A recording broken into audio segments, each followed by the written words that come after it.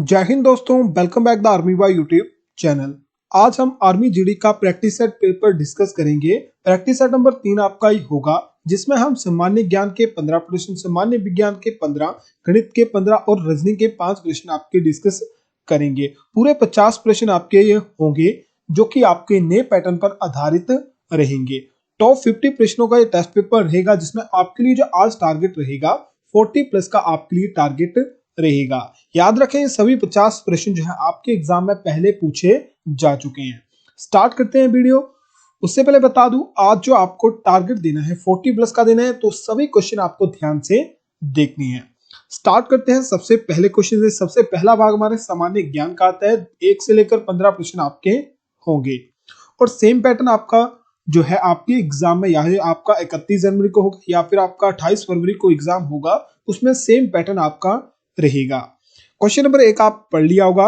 लोकसभा का चुनाव लड़ने के लिए न्यूनतम आयु कितनी होनी आवश्यक है? यानी हमें लोकसभा का चुनाव लड़ना हो या हमें प्रधानमंत्री चयन करना हो, तो उसके लिए न्यूनतम आयु कितनी होनी चाहिए? सही आंसर क्या रहेगा? ऑप्शन नंबर बी, 25 साल की आयु होनी जरूरी है। क्वेश्चन नंबर 2 है, भारत का राष्ट्रीय गीत वंदे मातरम के रचयिता कौन है? क्वेश्चन को नोट कर लिए, क्वेश्चन बहुत ज्यादा हेल्पफुल रहेगा आपके लिए और एग्जाम में ये डेफिनेटली पूछा जाएगा।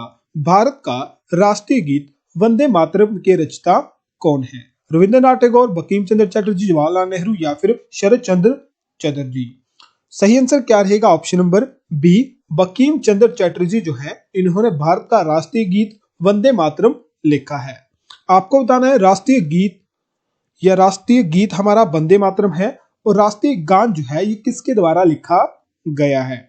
और साथ में प्रैक्टिस सेट नंबर 3 की पीडीएफ जो है आप टेलीग्राम ग्रुप से ले सकते हैं, जिसका लिंक आपको नीचे मिल जाएगा।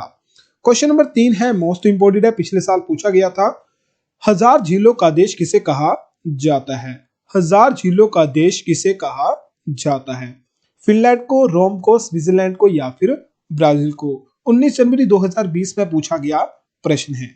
फिनलैंड को जो है 1000 झीलों का देश कहा जाता है। क्वेश्चन नंबर 4 है, भारत का लौह पुरुष किसे कहा जाता है? मोस्ट इंपोर्टेंट क्वेश्चन, 19 जनवरी और 1 नवंबर को यह क्वेश्चन पूछा गया था।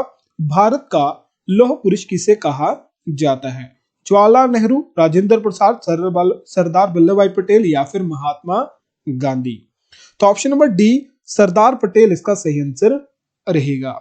क्वेश्चन नंबर 5 है और साथ में अपने क्वेश्चन जो है अटेम्प्ट करते रहें और देखते रहें कौन सा क्वेश्चन आपका गलत होता है, और ध्यान से देखिए आपने कितना लेवल आपका हो चुका है। तो 31 जनवरी वाले जितने भी स्टूडेंट हैं, आपका टारगेट जो है 40 प्लस से आगे होना चाहिए। क्वेश्चन नंबर 5 आपने पढ़ लिया होगा। वास्को डी गामा भारत कब आया था? केरल में ये आया था, आपको पता होना चाहिए कब आया था। 1498 में ये भारत आया था और किस देश से संबंधित था? वास्को डी गामा जो था ये पुर्तगाल से संबंधित था। क्वेश्चन नंबर 6 है, भारत की प्रथम महिला शासक कौन थी? इंपॉर्टेंट क्वेश्चन है। अब बता दूं आपको, ये आपका 19 जनवरी में पूछा गया था क्वेश्चन, मेरे ख्याल से 1 नवंबर वाले एग्जाम में पूछा गया था।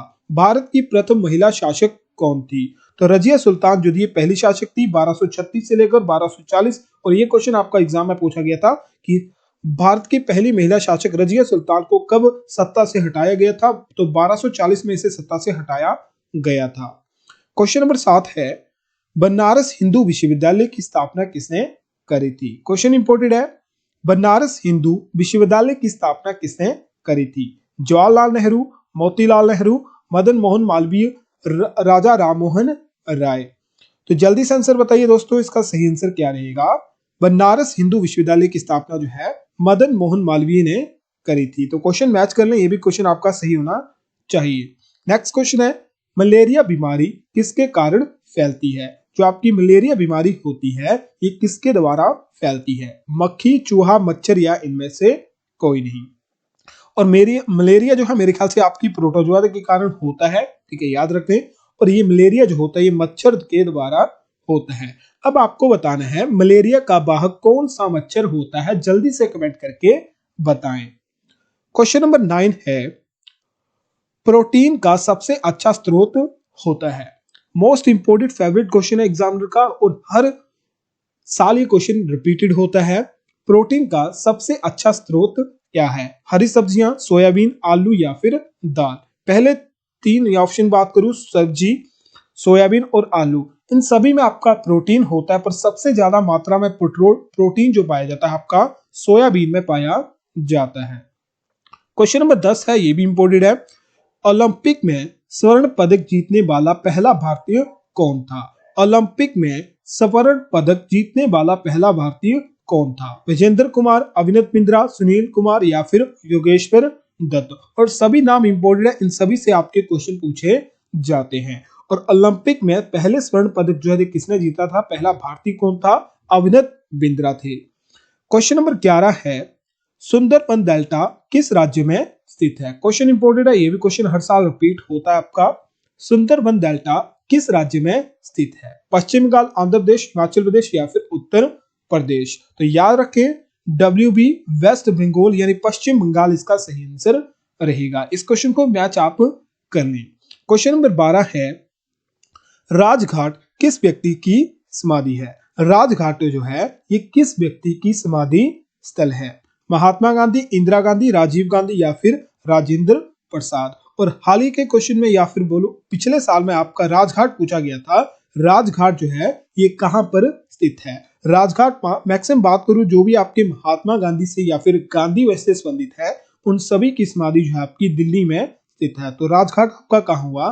राजघाट भी आपका दिल्ली में स्थित हुआ। और राजघाट किस व्यक्ति की समाधि है? महात्मा गांधी जी की समाधि है।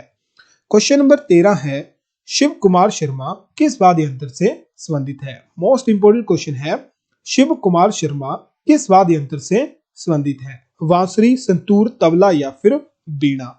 जल्दी से आंसर बताइए, सही आंसर क्या रहेगा? शिव कुमार शर्मा जो है ये किससे संबंधित है? संतूर से संबंधित है। क्वेश्चन नंबर 14 है, मिजोरम राज्य की राजधानी क्या है? मिजोरम राज्य की राजधानी यानी कैपिटल क्या है? आइजोल, शिलोंग, कोहिमा या फिर ईटानगर। और ये भी क्वेश्चन आपका पिछले साल पूछा गया था, इस क्वेश्चन को भी नोट कर लें। मिजोरम की राजधानी क्या है? आइजोल इसका सही आंसर रहेगा। क्वेश्चन नंबर 15 और मोस्ट इंपोर्टेंट क्वेश्चन है, आपको इसका आंसर पता होना चाहिए। भारतीय राष्ट्रीय कांग्रेस के पहले अध्यक्ष कौन थे? भारतीय राष्ट्रीय कांग्रेस के पहले अध्यक्ष कौन थे? A.O. हयूम, महात्मा गांधी, WC बनर्जी या फिर राजेंद्र प्रसाद। जल्दी से आंसर बताइए, सही आंसर क्या रहेगा? कांग्रेस के जो पहले अध्यक्ष थे वो कौन थे? WC बनर्जी थे। WC बनर्जी आपके पहले अध्यक्ष थे। स्थापना किसने करी थी? A.O. हयूम ने इसकी स्थापना करी थी। महात्मा गांधी आपके ज्यादा रिलेटेड नहीं थे कांग्रेस पार्टी से। और राजेंद्र प्रसाद आपको बताना है इनसे कौन सा क्वेश्चन पूछा जाता है, या फिर इनसे सीधा बता देता हूँ, राजेंद्र प्रसाद जो थे ये भारत के पहले राष्ट्रपति थे। बात करते हैं सेक्शन 2 की यानी भाग 2 की, जो हमारा सामान्य विज्ञान का है, जिसमें 16 से 30 आपके प्रश्न होंगे। क्वेश्चन नंबर 16 है, पौधों में हरा रंग किसकी मौजूदगी के कारण होता है? यानी जो हमारे पौधे होते हैं उनमें जो हरा रंग होता है बीच में, वो किसके कारण होता है? कैरोटीन के कारण, क्लोरोफिल के कारण, प्रोटीन के कारण या इनमें से कोई नहीं। जल्दी से आंसर बताइए, सही आंसर क्या रहेगा? क्लोरोफिल यानी ऑप्शन नंबर बी आपने सही बताया है, क्लोरोफिल इसका सही आंसर रहेगा। क्वेश्चन नंबर 17 है, HIV रोग किसके द्वारा फैलता है? अब याद रखें क्वेश्चन का लेवल बदल जाता है, क्वेश्चन का थोड़ी सी लैंग्वेज बदल जाती है। HIV या फिर एड्स, ठीक है, HIV कहते हैं, एड्स भी कहते हैं, आपको पता है। एग्जामिनर आपका एड्स पूछता है, कभी कभी HIV पूछ लेता है, तो किसके द्वारा होता है? ये विषाणु यानी वायरस के कारण होता है। नेक्स्ट क्वेश्चन आता है, क्वेश्चन नंबर 18 है, हाइड्रोजन बम किस सिद्धांत पर कार्य करता है? जो हाइड्रोजन बम होता है ये किस सिद्धांत पर कार्य करता है? नाभिकीय संलयन, नाभिकीय विखंडन, नाभिकीय विस्फोट या इनमें से कोई नहीं। क्वेश्चन नोट कर लें, ये क्वेश्चन आपका जनवरी या फरवरी एग्जाम में पूछा गया था। और अभी तक आपने वीडियो को लाइक नहीं करा, वीडियो को लाइक कर दें, वीडियो को और चैनल को सब्सक्राइब कर लें। 70% ऐसे स्टूडेंट होते हैं जो वीडियो देखते हैं पर सब्सक्राइब नहीं करते, तो जल्दी से आप अभी सब्सक्राइब कर दें चैनल को। बहुत सारी वीडियो आपके एग्जाम से रिलेटेड मिलेंगी। और हाइड्रोजन जो बम होता है ये नाभिकीय संलयन पर कार्य करता है। नाभिकीय संलयन आपने सही आंसर बताया है। क्वेश्चन नंबर 19 है, पेनिसिलिन एक प्रकार की डैश है। ये क्वेश्चन पहले भी करवा चुका हूं। पहली एंटीबायोटिक कौन थी? पहली एंटीबायोटिक, ठीक है, पेनिसिलिन जो थी पहली एंटीबायोटिक थी जिसे प्रयोग में लाया गया था। और सीधा क्वेश्चन भी आपका एग्जाम आ जाता है कि पेनिसिलिन एक प्रकार की क्या है, तो एंटीबायोटिक है। क्वेश्चन नंबर 20 है, गाड़ी में पीछे देखने के लिए किस दर्पण का प्रयोग किया जाता है? गाड़ी में पीछे देखने के लिए किस दर्पण का प्रयोग किया जाता है? उत्तल दर्पण, अवतल दर्पण, समतल दर्पण या इनमें से कोई नहीं। तो याद रखें, इस क्वेश्चन का आंसर आपको ज्यादा याद नहीं रखना है। अगर आप पीछे देखोगे, ठीक है, आपको पीछे देखना है, ठीक है, ये गाड़ी है उसमें पीछे देखना है, ठीक है, उल्टा देखना है, ठीक है, उल्टा ऊ आया, ठीक है, उल्टा देख रहे हैं, अपने से उल्टा देख रहे हैं, तो ऊ से आपको याद रखना है उत्तल दर्पण। क्वेश्चन नंबर 21 है, प्लेग बीमारी का कारण क्या है? ये क्वेश्चन मेरे ख्याल से फरवरी मंथ में पूछा गया था। प्लेग बीमारी जो है किसके कारण होती है? परजीवी के कारण, जीवाणु के कारण, विषाणु के कारण या इनमें से कोई नहीं। क्वेश्चन का जल्दी से आंसर बताइए, सही आंसर क्या रहेगा? तो सभी ने सही आंसर बताया है। जो आपकी प्लेग बीमारी होती है ये जीवाणु यानी बैक्टीरिया के कारण होती है।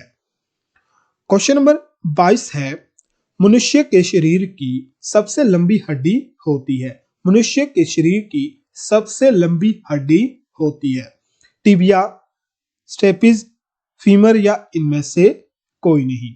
जल्दी से आंसर बताएं। ये भी क्वेश्चन आपके एग्जाम में हर बार, या फिर बता दूं मैं, ये क्वेश्चन ऐसे क्वेश्चन होते हैं जो हर साल रिपीटेड होते हैं। तो ये भी क्वेश्चन उनमें से जो हर साल रिपीटेड होते हैं। तो सबसे हड्डी जो बड़ी हड्डी जो है, सबसे लंबी हड्डी जो होती है आपकी फीमर होती है, जो कि जांघ की होती है। तो याद रखिए, सबसे छोटी आपकी कान की होती है, जिसे क्या कहते हैं कमेंट करके आपको बताना है। मध्य कान में ये पाई जाती है सबसे शरीर की सबसे छोटी हड्डी।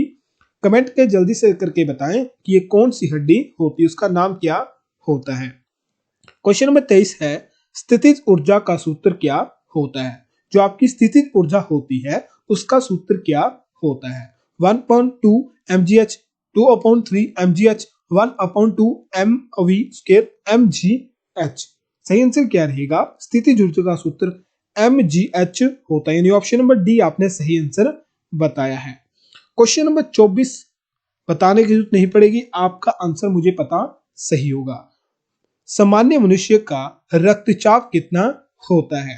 अब याद रखना है, आपको सभी को पता है 120 से कितना होता है, 80 होता है।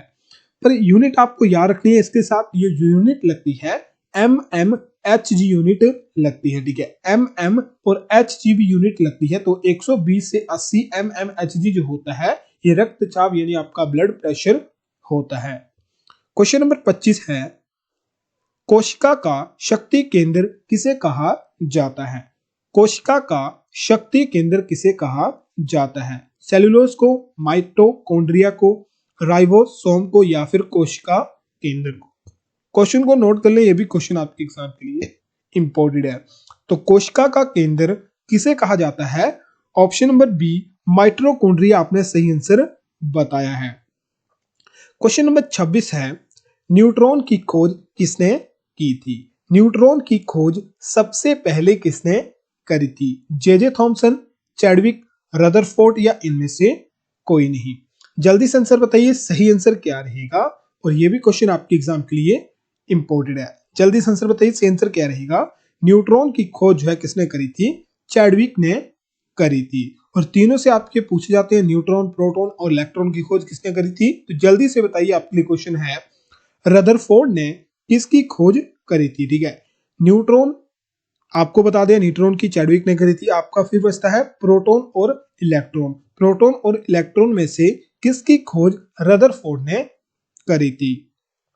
क्वेश्चन नंबर 27 है, आरबीसी का पूर्ण रूप क्या है? आरबीसी का पूर्ण रूप क्या है? लाल रक्त कोशिकाएं, सफेद रक्त कोशिकाएं, लाल रक्त कोशी माफ करें, सबसे रिपीट करता हूं, मैंने गलत बता दिया। लाल रक्त कणिकाएं, सफेद रक्त कणिकाएं, लाल रक्त कोशिकाएं या इनमें से कोई नहीं। माफ कर ले, इसलिए जल्दी जल्दी से पढ़ता हूं तो थोड़ी सी गलती हो जाती है। तो सही आंसर क्या रहेगा? आरबीसी जो होता है रेड ब्लड सेल आपके होते हैं, ठीक है, रेड ब्लड सेल यानी लाल रक्त कणिकाएं होता है। नेक्स्ट क्वेश्चन देखते हैं, क्वेश्चन नंबर 28 है, बॉक्साइड किस धातु का अयस्क है? जो बॉक्साइड होता है ये किस धातु का अयस्क होता है? AK, AJ, AL या फिर OO? क्वेश्चन इंपॉर्टेंट है। अगर हर बार आपका एल्यूमिनियम पूछा जाता है तो Al जो इसका सूत्र होता है या फिर इसका शॉर्ट फॉर्म होता है एल्यूमिनियम का, और एल्यूमिनियम का जो अयस्क होता है वो बॉक्साइड होता है। क्वेश्चन नंबर 29 है, निम्न में से कौन सा रासायनिक परिवर्तन है? आपको बताना है इनमें से कौन सा जो है आपका रासायनिक परिवर्तन है। सोने का पिघलना, लोहे पर जंग लगना, इनमें से कोई नहीं, ए बी दोनों, ठीक है, या फिर ये दोनों। सही आंसर क्या रहेगा? जो आपका लोहे पर जंग लगना जो होता है, ठीक है, लोहे पर जंग लगना जो है ये एक रासायनिक परिवर्तन होता है, यानी आपने सही आंसर बताया है। और याद रखने, लोहे को जंग से बचाने के लिए जस्ते की पर चढ़ाई जाती है, ठीक है, जस्ते की पर चढ़ाई जाती है गैल्वेनाइज प्रक्रिया द्वारा, ठीक है, लोहे को जंग से बचाने के लिए जस्ते की पर चढ़ाई जाती है गैल्वेनाइज प्रक्रिया द्वारा। क्वेश्चन नंबर 30 और साइंस का सबसे लास्ट क्वेश्चन है, सोडियम का रासायनिक चिन्ह होता है। सोडियम का रासायनिक चिन्ह क्या होता है? Ka, Na, Ma, Sa। अब याद रखना है सोडियम आपका शुरू तो Na से होता है, ठीक है, यहाँ याद रख लो S से होता है, पर इसका जो सूत्र होता है वो Na होता है। यानी आपने भी सही आंसर बताया, पर कई स्टूडेंट को जो है थोड़ा सा कंफ्यूजन हो जाता है जिन्होंने पढ़ा नहीं होता। सोडियम का रासायनिक चिन्ह जो होता है वो Na होता है। नेक्स्ट क्वेश्चन की बात करूं तो नेक्स्ट क्वेश्चन हमारा गणित से आता है और भाग 3 आपका शुरू हो जाता है। प्रश्न 31 से लेकर प्रश्न 45 जो आपके 15 क्वेश्चन मैथ के क्वेश्चन होंगे, तो सभी मैथ के क्वेश्चन आपको ध्यान से देखने हैं। क्वेश्चन नंबर 31 बोलता है, राम एक कार्य को 10 दिन में तथा श्याम उसी कार्य को 15 दिन में करता है, तो दोनों मिलकर उस कार्य को कितने दिन में समाप्त करेंगे? 10 दिन में, 5 दिन में, 15 दिन में या फिर 6 दिन में समाप्त करेंगे? जल्दी से बताइए इसका सही आंसर क्या रहेगा। और उससे पहले बता दूं, ये सभी मैथ के 15 प्रश्न जो होंगे उनके लिए होंगे जिन्हें मैथ आता है, तो उन्हें अपना टेस्ट लगा लेना है। 15 में से आपके कितने क्वेश्चन सही रहे ये कमेंट करके आपको जरूर बताना है। जिन्हें मैथ नहीं आता तो जल्दी से मैं सॉल्व करके बताता हूँ। इसी के लिए एक ट्रिक लगेगी और इसका सही आंसर ऑप्शन नंबर डी होगा, 6 दिन के लिए होगा। इसके लिए एक ट्रिक याद रखनी है, A B upon A plus B.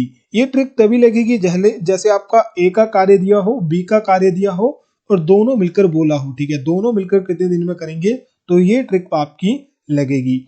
ए आपका क्या आएगा? ए आपका राम आएगा जो कि 10 दिन में कर रहा है, मल्टीप्लाई बी क्या आएगा? बी आपका श्याम आएगा जो कि 15 दिन में कर रहा है, और 10 प्लस 15 ये आपका आ जाएगा, तो ये 150 हो जाएगा, नीचे आपका 25 हो जाएगा। 25 से आपका 150 कट जाएगा, कितने से? 6 से कट जाएगा, तो 6 आपका सही आंसर होगा। यानी दोनों मिलकर ए प्लस और बी, ए और बी उसी कार्य को कितने दिन में करेंगे? 6 दिन में समाप्त करेंगे। क्वेश्चन नंबर नेक्स्ट क्वेश्चन देखते हैं। क्वेश्चन नंबर 32 है, 3000 की धनराशि 2 वर्ष में 5% वार्षिक दर के हिसाब से चक्रवृद्धि ब्याज ज्ञात करें। मूलधन आपके पास दिया हुआ है, टाइम आपके पास दिया हुआ है, दर आपके पास दी हुई है, चक्रवृद्धि ब्याज आपको निकालना है। जल्दी से निकाले इसका सही आंसर क्या रहेगा। सिंपल तरीके से करवाऊंगा, ट्रिक आपको याद रखनी है।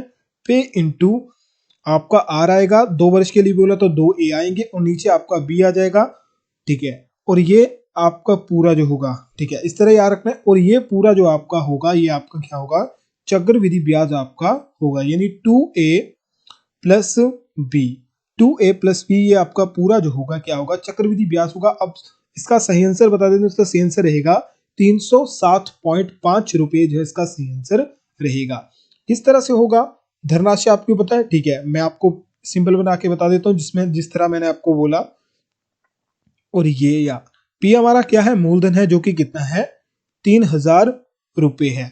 अब आर जो आपके पास 5% दी हुई है, इसे रेशियो में याद कर लो या फिर बटा में याद कर लो, तो बटा 100 आ जाएगा, ये कट जाएगा, कितना हो जाएगा? 1/20 हो जाएगी। दर आपके पास कितनी होगी? 1/20 हो गई। तो आर आपकी यहाँ 1 ही आएगी, तो आर हमारे पास कितनी है? आर हमारे पास दी हुआ है 1/20।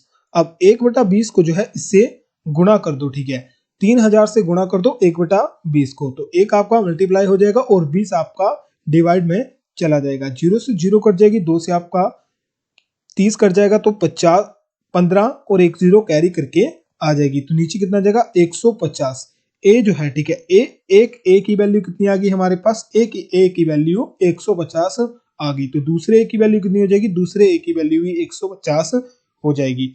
अब आपको बी की वैल्यू भी ज्ञात करनी है, तो इसके लिए भी बटा में आपको आर करना होगा। ठीक है, इसके लिए भी बटा में आपको आर करना होगा। तो इसके बटा में आर कर दो 1/20। एक मल्टीप्लाई होगा 20 से आपका डिवाइड हो जाएगा, 150 को 0 से 0 कट जाएगी, 2 से 15 काटोगे तो कितना आएगा 7। 7.5 आपका बी आ गया। अब आपके पास ए की वैल्यू कितनी है, ए की वैल्यू 150 है, बी की वैल्यू 7.5 है। और चक्रवृद्धि ब्याज करना तो फॉर्मूला आपको बताया था 2a। ठीक है, 2a प्लस बी। 2a की वैल्यू कितनी होगी 150 प्लस 150 प्लस 7.5 यानी कितना हो जाएगा 300 प्लस 7.5 यानी 307.5 जो इसका सही आंसर होगा। क्वेश्चन नंबर 33 आपका आता है 500 का 20% प्लस 200 का 50% कितने के बराबर होगा।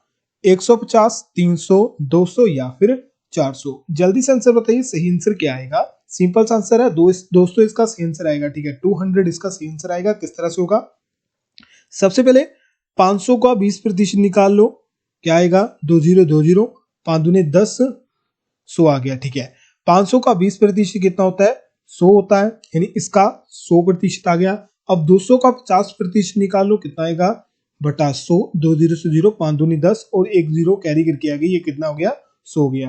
यानी 500 का 20% 100 होता है और 200 का 50% कितना होता है 100 आपका होता है। और 100 प्लस 100 कितना होता है 200 आपका होता है। तो सही आंसर क्या आएगा 200 आपके पास सही आंसर आएगा।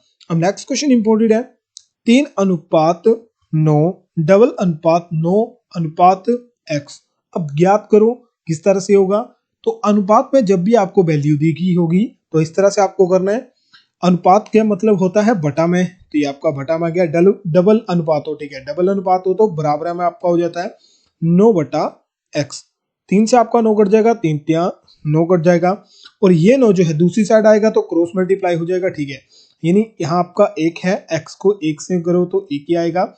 इस 3 को 9 से मल्टीप्लाई करोगे, इस 9 को दूसरे 3 को 9 से मल्टीप्लाई करोगे तो 9 3 27 आपके होते हैं। तो x की वैल्यू कितनी आ गई 27 आपकी सही आंसर होगा। और साथ में पीडीएफ के लिए आपको पहले बता चुका हूं, पीडीएफ के लिए आप टेलीग्राम ग्रुप ज्वाइन कर सकते हैं।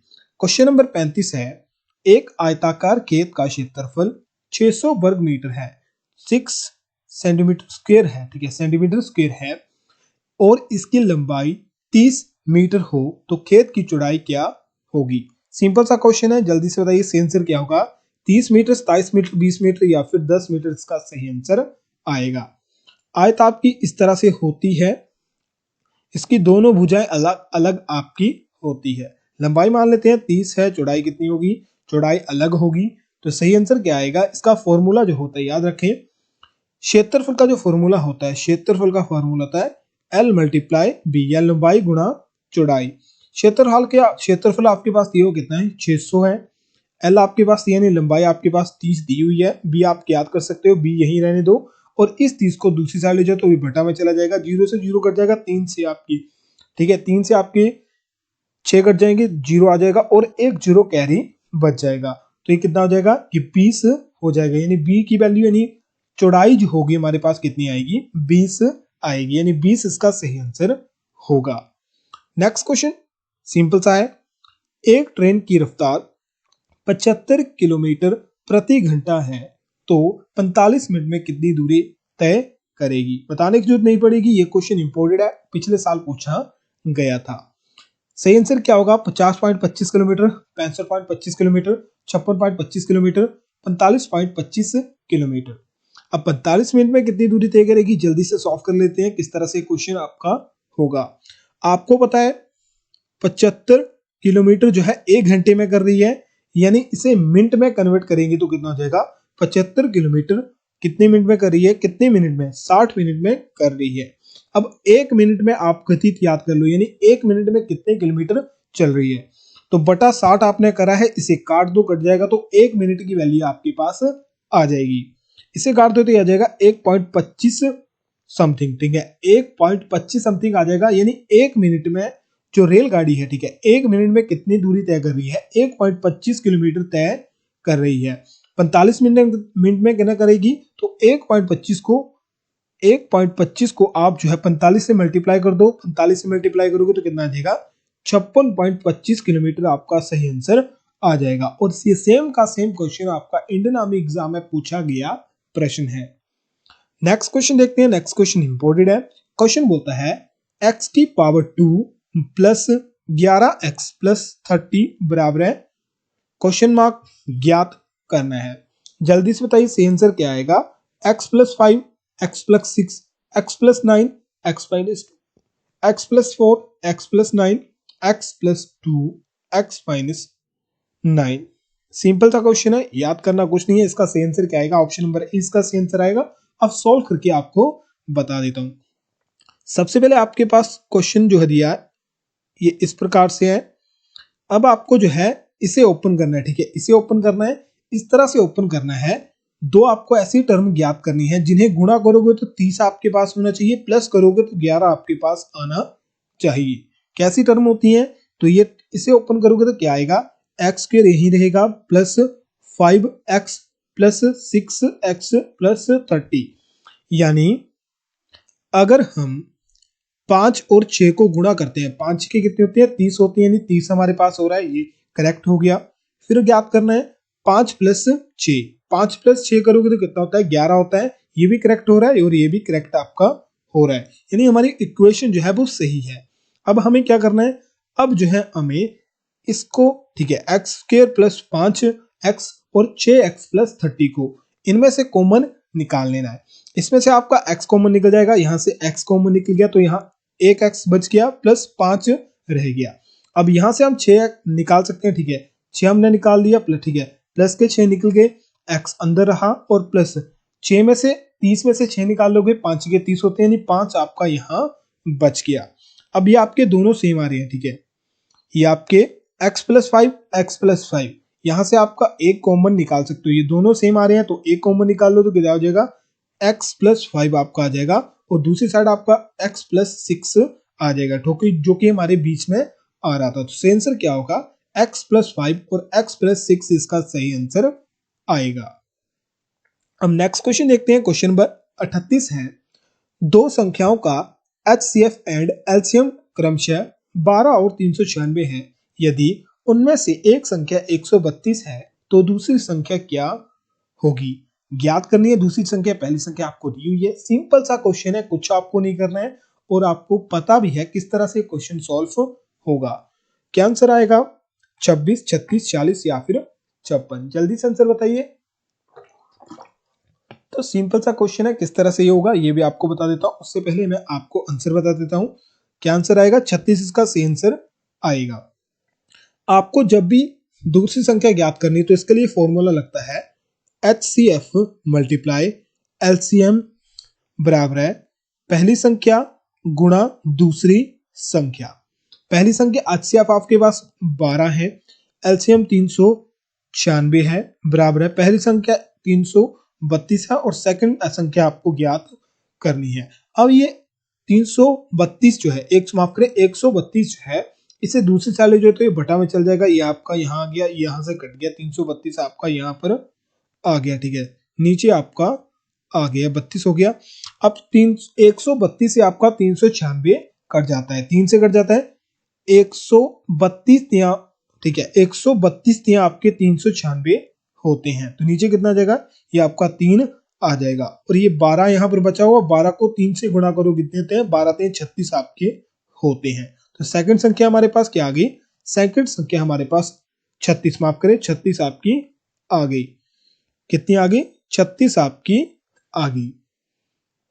अब नेक्स्ट क्वेश्चन आपका आता है, इस क्वेश्चन को थोड़ा नोट कर लें, क्वेश्चन इंपोर्टेंट है और कंफ्यूजन करने वाला क्वेश्चन होता है। मैंने सिंपल सा डाला, ये क्वेश्चन आपका पूछा गया था पर थोड़ा डिफिकल्ट क्वेश्चन भी आपके एग्जाम में पूछा जाता है। 3500 में छोटी से छोटी संख्या कौन सी जोड़ी जाए जिससे एक पूर्ण वर्ग बन जाए? यानी 3500 में आपको ऐसी कौन सी छोटी संख्या जोड़नी है जिनसे एक पूर्ण वर्ग बने? 50, 100, 200, 150 और कई स्टूडेंट है सही आंसर दे दिया अभी किस तरह से होगा बताने की जरूरत नहीं पड़ेगी। 6 गुना 6 करोगे कितना होता है 36 होता है, ठीक है, आपको पता लग गया 36, तो गुना 10 कर दो, ठीक है, 60 गुना 60 कर दो कितना हो जाता है 3600 आपका हो जाता है। और आपको पता है 36 जो होता है 3600 जो होता है, ठीक है, 3600 जो होता है आपका 60 का स्क्वायर यानी वर्ग होता है। नेक्स्ट क्वेश्चन आता है, क्वेश्चन नंबर 40 है, 5 संख्याओं का औसत 27 है, यदि उनमें से एक संख्या निकाल दी जाए तो औसत जो है 25 रह जाती है। निकाली गई संख्या ज्ञात कीजिए। क्या आएगा आंसर 25, 35, 45 या फिर 55। जल्दी से आंसर बता देता हूं और इसे क्वेश्चन को सॉल्व भी करवा देता हूं। इसका सही आंसर जो रहेगा क्या आएगा, क्वेश्चन नंबर 40 का सही आंसर आएगा 35। नोट कर लें किस तरह से आएगा, यानी कोई 5 संख्या है उनका औसत कितना है 27 है। टोटल योग निकाल लो 5 संख्याओं का, टोटल योग कितना जाएगा 27 पंजा कितने होते हैं, जल्दी से बताइए आंसर बताइए। 27 पंजे कितने होते हैं 135 आपके होते हैं। अब बोलता है उसमें से एक संख्या निकाल दी, 5 में से एक संख्या निकाल दी तो कितनी संख्या बच गई, 4 संख्या आपकी बच गई, ठीक है, कितनी संख्या बच गई 4 संख्या आपकी बच गई। और औसत कितनी होगी 25 आपकी हो गई। अब 4 संख्या की औसत 25 हो गई, इनकी टोटल योग निकाल दो तो 25 चौका कितने होते हैं 100 आपके होते हैं। तो बोलता है निकाली गई संख्या ज्ञात कीजिए। 5 संख्याओं का औसत 27 है, टोटल योग कितना है 35 है। 4 संख्याओं का औसत कितना है 25 है और टोटल योग कितना है 100 है।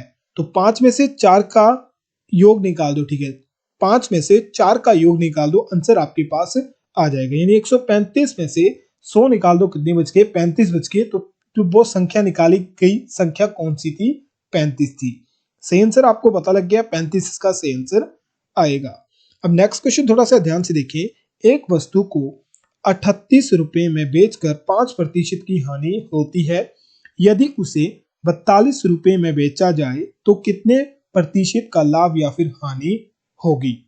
अब आपको बता देता हूं इसमें आपका लाभ होगा कितने प्रतिशत लाभ होगा, जल्दी से आंसर बताइए, 6% का या फिर 5% का। सिंपल सा क्वेश्चन है, सही होगा आपका अगर ध्यान से करोगे तो 5% का सही आंसर रहेगा। अब सॉल्व करके थोड़ा सा बता देता हूं, सिंपल सा ट्रिक है।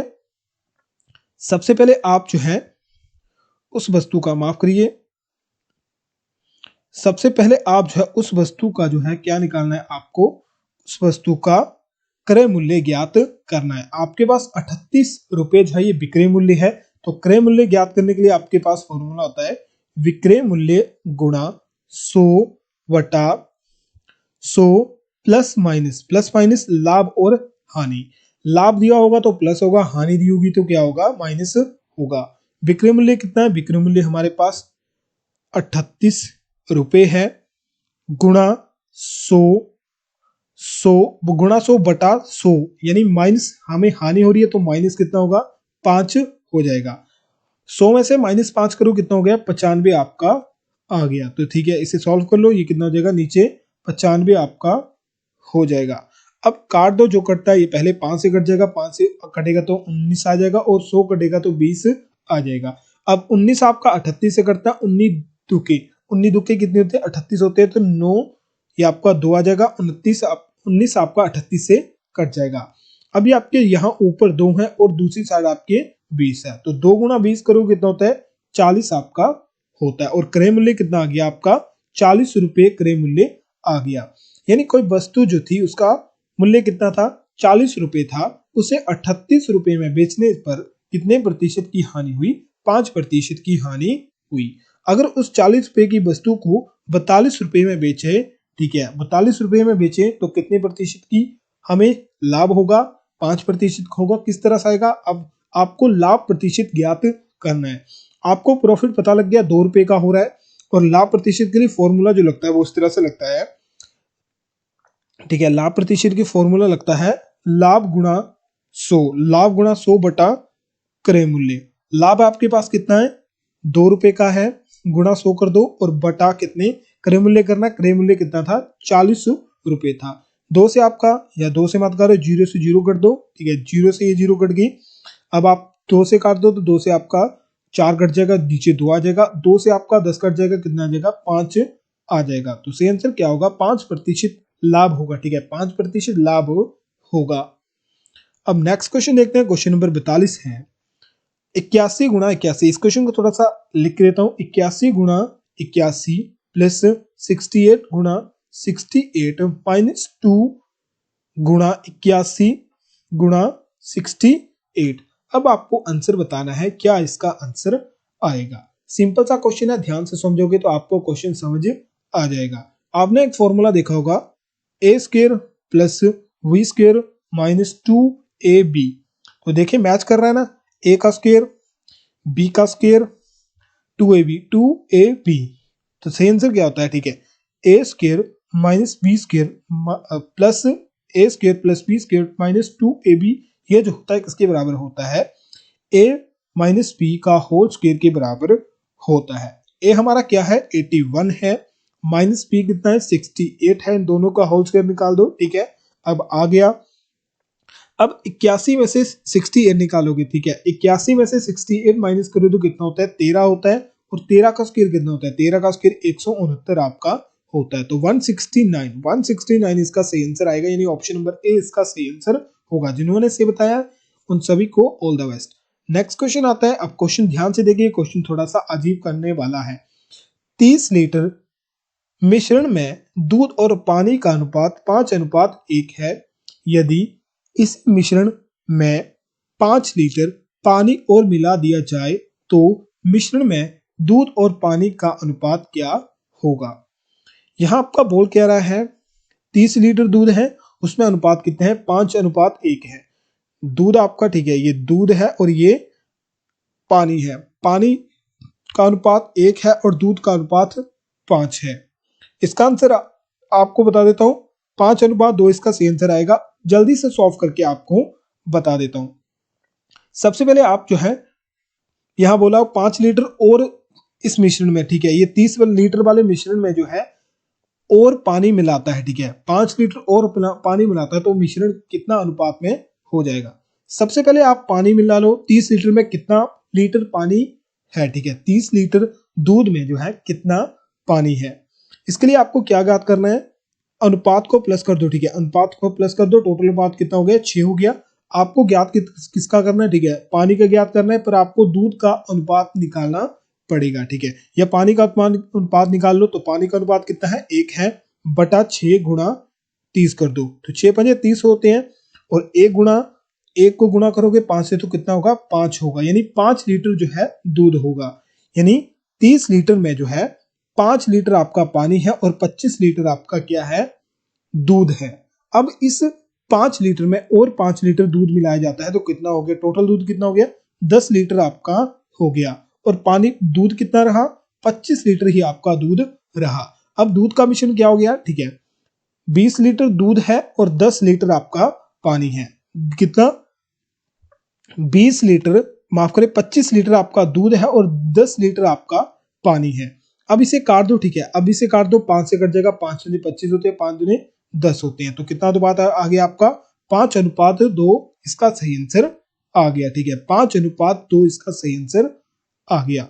अब नेक्स्ट क्वेश्चन है, एक चुनाव में 3000 वोट पड़े, हारने वाले प्रत्याशी को 40% वोट प्राप्त हुए, तो जीतने वाले को कितने वोट से, माफ करें, तो वह कितने वोटों से हारा? माफ करें, जो हारने वाला प्रत्याशी था उसे 40% वोट हुए, तो हारने वाले प्रत्याशी जो है ये कितने वोट से हारा था? अब जल्दी से आंसर बताइए, सही आंसर क्या आएगा? 600। ठीक है, 600 यानी 600 इसका सही आंसर आएगा। किस तरह से आएगा सॉल्व करके आपको बता देता हूं। सबसे पहले टोटल वोट कितने थे? 3000 थे, जिसमें 40% जो है जो हारा। ठीक है, यहां मैं हारा लिख लेता हूं, यहां आपका जीता लिख लेता हूं।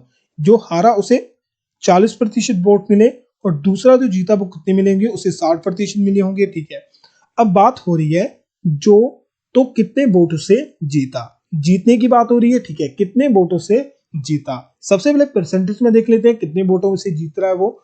यहाँ आपका 40 है, यहाँ आपका 60 है। टोटल डिफरेंस कितना है दोनों में? ठीक है, डिफरेंस कितना है? 20% का डिफरेंट है। यानी वो जीता कितने वोटों से? जीता 20% वोटों से। जीतने वाला व्यक्ति जो था चुनावों में वो कितने वोटों से जीता? 20% वोटों से जीता। अब हमें 3000 का सीधा 20% ज्ञात करना है, ठीक है। 3000 का 20% ज्ञात कर लो, यानी 20% वोटों से जीता तो 3000 का 20% निकालो तो कितना हो जाएगा? 0 से 0 0 0 कट जाएगी, 3 दूनी 6 होते हैं, ठीक है। 6 आ गया, 1 0 ये कैरी, 1 0 ये कैरी, तो कितना हो गया? 600 आपका हो गया। तो सही आंसर क्या होगा? 600 इसका सही आंसर होगा। अब फिर से क्वेश्चन समझा देता हूँ। 3000 टोटल वोट थे, जिसमें हारने वाले को 40 मिले और जीतने वाले को 60% वोट मिले। अब हारने वाले का पूछ रहा है कि वो कितने वोटों से हारा, या फिर पूछ सकता था वो कितने वोटों से जीता। 40% 40% और 60% दोनों में गैप कितने का है? 20% का गैप है, ठीक है। यानी जीतने वाला जो जीता वो 20% वोटों से, ठीक है। यानी जीतने वाले को 20% वोट जो है अधिक मिले तभी वो जीता, यानी ये 20% है आपके जीतने वाले वोट हैं। अब सीधा आप 3000 का 20% निकाल सकते हो, तो आपके पास जो है सही आंसर आ जाएगा। 20% निकालोगे तो 600 आपका होता है। अब नेक्स्ट क्वेश्चन देख लेते हो, सिंपल सा क्वेश्चन है। त्रिभुज का क्षेत्रफल का सूत्र क्या होता है? त्रिभुज का क्षेत्रफल का सूत्र क्या होता है? सी आंसर क्या रहेगा? ऑप्शन नंबर सी इसका सी आंसर रहेगा 1/2 आधार गुणा, ठीक है, आधार गुणा लंबाई, यानी ऑप्शन नंबर ए इसका, ऑप्शन नंबर सी इसका सी आंसर रहेगा। अब नेक्स्ट क्वेश्चन की बात करते हैं। रीजनिंग के क्वेश्चन आपके आते हैं। रीजनिंग के 5 प्रश्न आपके होते हैं आपके एग्जाम में, जो कि इंपॉर्टेंट रहते हैं। सॉल्यूशन आपको करना है, सॉल्व करिए। 20 40 80 नेक्स्ट दो आपकी ज्ञात करनी है। किस तरह से होगा? सिंपल सा क्वेश्चन है। यहां देखो 20 40 80, यहां आपका गुणा 2 हो रहा है, यानी 20 को गुणा 2 करोगे 40 होता है, 40 को गुणा 2 करोगे 80 होता है, 80 को गुणा 2 करोगे 8 दूनी 16 160 होता है, और 160 को गुणा 2 करोगे तो 16 दूनी 32 32 जीरो कैरी, यानी 160 और 320, 160 और 320 ऑप्शन में है, हाँ ऑप्शन नंबर सी इसका सही आंसर रहेगा। अब मिलान करना है। बर्फ जो है शीतलता होती है, ठीक है। बर्फ जो होती है शीतलता यानी ठंडी होती है, शीतल होती है। तो पृथ्वी जो है किससे संबंधित है? भार से संबंधित है, गुरुत्वाकर्षण से संबंधित है, जंगल से संबंधित है, या फिर बादल से संबंधित है? अब जल्दी से आंसर बताइए, सही आंसर क्या आएगा? इसका जो सही आंसर आएगा गुरुत्वाकर्षण इसका सही आंसर होगा। यानी बर्फ जो होती है, ठीक है, बर्फ जो होती है वो शीतल यानी ठंडी होती है, और पृथ्वी जो होती है अगर उसमें गुरुत्वाकर्षण नहीं होगा तो उसमें कुछ नहीं होगा। अब नेक्स्ट क्वेश्चन है, वायु पक्षी जल कैसे संबंधित होगा? या इसे उल्टा करके भी देख सकते हो। पक्षी जो है, ठीक है, पक्षी वायु में उड़ते हैं, यानी वायु यानी बादलों में उड़ते हैं। जल में कौन रहता है? पानी, रोना, तैरना, या फिर मछली?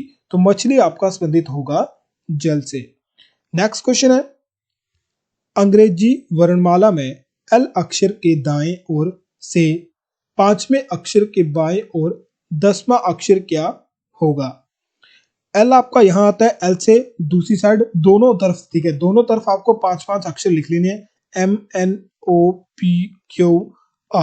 और एल से पहले भी लिख लो। एल से पहले के आएगा, उससे पहले जे आएगा, उससे पहले आई आएगा, उससे पहले एच आएगा, उससे पहले जी आएगा, ठीक है। ये आपने लिख लिया। यहाँ पर अब बोल रहा है कि एल के क्या दाएं, यानी मेरी राइट साइड, इसकी राइट साइड, एल की राइट साइड कितने? 5 में 1 2 3 4 5, ये 5वां अक्षर आ गया। 5वें अक्षर के बाएं, यानी ये इस 5वें अक्षर के बाएं, बाएं कहाँ होगा? आपका दूसरी साइड यानी लेफ्ट साइड आपका होगा, इस तरफ से होगा। यहां से शुरू करो 10वां अक्षर, 1 2 3 4 5 6 7 8 9 और 10, 10 अक्षर कौन सा हुआ? जी जो है इसका 10वां अक्षर हुआ। तो अक्षर 10वां अक्षर कौन सा होगा? तो जी इसका सही आंसर आएगा। अब क्वेश्चन ध्यान से देखिए, क्वेश्चन इंपॉर्टेंट है। ABC CBA DEF किससे संबंधित होगा? यानी सबसे पहले आ रहा है, ठीक है, जो सबसे पहले लिखा जा रहा है और सबसे लास्ट में आ रहा है, जो बीच वाला बीच में रह रहा है, और जो सबसे लास्ट में वो पहले पर आ रहा है, यानी ये सबसे लास्ट में आ जाएगा डी, ई बीच में रहेगा, जो एफ है वो सबसे पहले चला जाएगा। तो FED यानी ऑप्शन कौन सा है? FED